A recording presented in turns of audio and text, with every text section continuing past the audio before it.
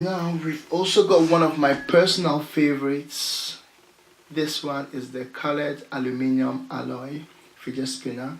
It's made of aluminium, some kind of metal. It's quite heavy, and the spinning action is quite short compared to the black one, but one thing I really love about it is the weight. It's quite heavy, and when you move it from side to side, you can actually feel the weight vibrating into your arms. It feels good in your hands. You can balance it, and I just like the outlook. Just look at the colors. It's got this kind of rainbow glows. There are two holes on either side of the wings. I have no idea what they're for, and it didn't come with an instruction manual or anything. So my guess is as good as yours. Next on the list is one that's a lot cheaper. It's called a camouflage dry spinner. I think that was the name. It's really lightweight, cheap. It came in a very simple wrapper that had the word toy on it. It's quite small for smaller fingers, so ideal for younger children. It doesn't spin for that long. It's not really heavy. The only interesting thing I would say about this is that it's got 3 balls in here. I don't know if you can see it.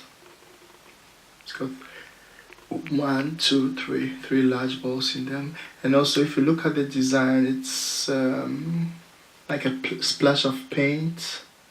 Not really a camouflage design, but it's a splash of paint all over.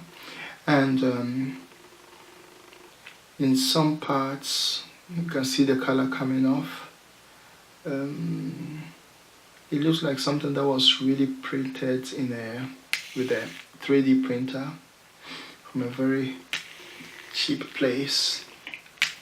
But it's still fun to have, fun to spin around, though it's not as professional as this one of my all-time favorites. Another one I would like to introduce to you is the Magic Fingertip 3. Now the Magic Fingertip 3 comes in a regular package, and at first it looks like solid gold or brass, but it's quite light. So when I opened it, the first thing that really struck me was the smell. It's got this plasticky smell. I just really can't place my hand on it. And it's made up of different parts. The most disappointing thing is that it's not really a metal. It's plastic, hard plastic, painted in gold. The only metallic part I would say are the ball bearings in the middle. And I think what was really smelling funny is the oil that's been used to oil the ball bearings, because I can see the oil right in the middle there. Can you see? It's a bit solid coming down. Now these bearings spin, 2 of them spin and 1 of them don't.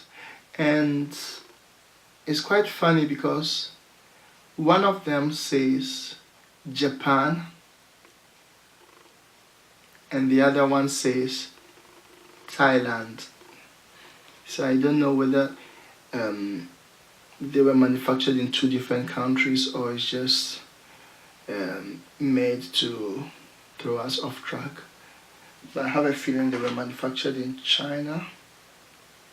You can see writings in Arabic and English. Not suitable for small children under 3 years due to small parts. And over here you can see country of origin, China.